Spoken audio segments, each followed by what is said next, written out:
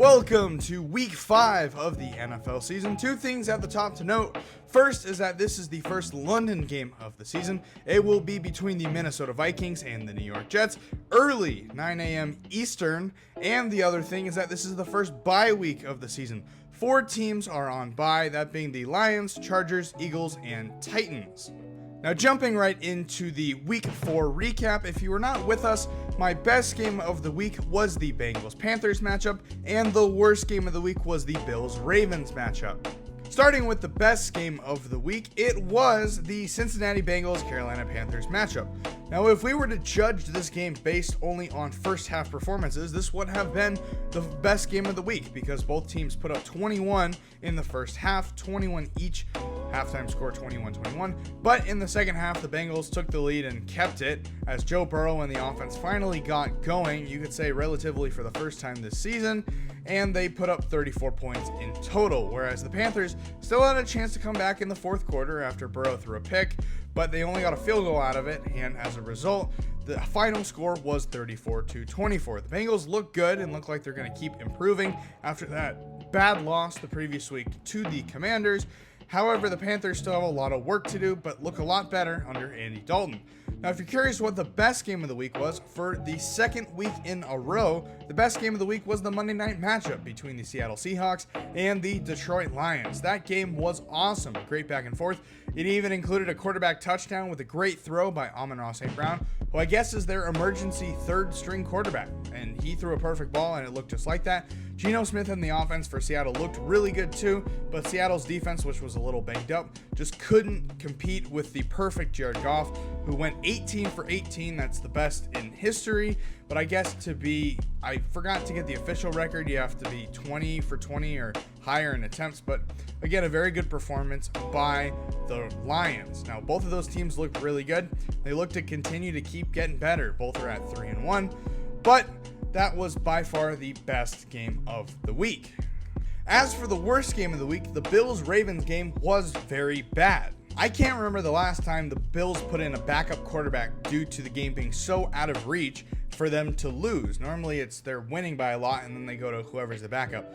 Seeing Mitchell Trubisky play definitely was a surprise. But before I go into anything more, I just do want to say I was correct about two things: that this was going to be the worst game of the week, and this was going to be a blowout. Now, I did not predict it was going to be the Ravens blowing out the Bills. That is exactly what happened. They ran all over the Bills defense. That looked horrible against Derrick Henry, who just was incredible. But this game was very bad. Now, technically it wasn't the worst game of the week, but up until that point, it was the worst game of the week. Miami and Tennessee, technically, not by points wise, just by play wise, outperformed them negatively because nobody wanted to see a Snoop Huntley versus Will Levis matchup that Will Levis got benched for, and the backup Mason Rudolph actually made that offense look okay. That's how bad that game was. And hopefully, we never see that bad of a matchup again. But it's funny how with the Monday night this week, you had the best game of the week and the worst game of the week both in the same day. If they want to keep doing that, it's fine because we'll just watch the best game of the week, but it's just kind of ironic that both games were on the same day, and that's technically a primetime slot. I don't know, but yeah, that Monday night game between the Dolphins and Titans was very bad. Don't call it a streak, but the best game of the week is the Monday night matchup between the New Orleans Saints and the Kansas City Chiefs. This matchup is not only between good teams, but it is also a rare matchup. The last time these two went toe-to-toe was in 2016. The quarterbacks then for the Chiefs was Alex Smith, and for the Saints was Drew Brees. Now, this Derek Carr, Patrick Mahomes matchup, you could say technically isn't of the same echelon evenly across, however, but these two quarterbacks know each other quite well after all those years, pretty much the majority of both of their careers as AFC West Division rivals. Now, even with decent offenses, this primarily is going to be a defensive matchup, as both the Chiefs defense and the Saints defense have been two of the top defensive squads in the NFL this year. Now, going into this game, the Chiefs are 4-0 by barely winning each of their games, and the Saints are 2-2 after demolishing their first two opponents and then losing their last two by fairly narrow margins at the end of the game. But I think in this matchup, it's going to be more even than you think, and really the the premier matchup in this game is going to be between the Chiefs offense and the Saints defense. Chiefs offense is pretty banged up, and the Saints defense has been pretty strong. Now, the other way around, the Saints offense versus the Chiefs defense, I'm going to give the Chiefs defense the upper hand because Steve Spagnuolo has stymied all sorts of good offensive minds in football, and he's always very confusing with his defensive looks and blitzes. But really, this game is going to be one between the Chiefs offense and the Saints defense, whoever can outplay the other side. But with that being said, I see the Saints winning this game. I see Alvin Kamara running all over that Chiefs defense, setting open the deep touchdown for Rashid Shaheed, and I see the Saints defense handling Patrick Mahomes just enough to be able to get this one out of the way. Now, Patrick Mahomes himself has said he's not played up to par so far this season, even though they're 4-0, and I think the Saints defense will prove that with a couple of interceptions in this game. I see the Saints winning a close one. I think it's 21-18. Now, no, this isn't going to be the high-scoring shootout I primarily predict in my best game of the week.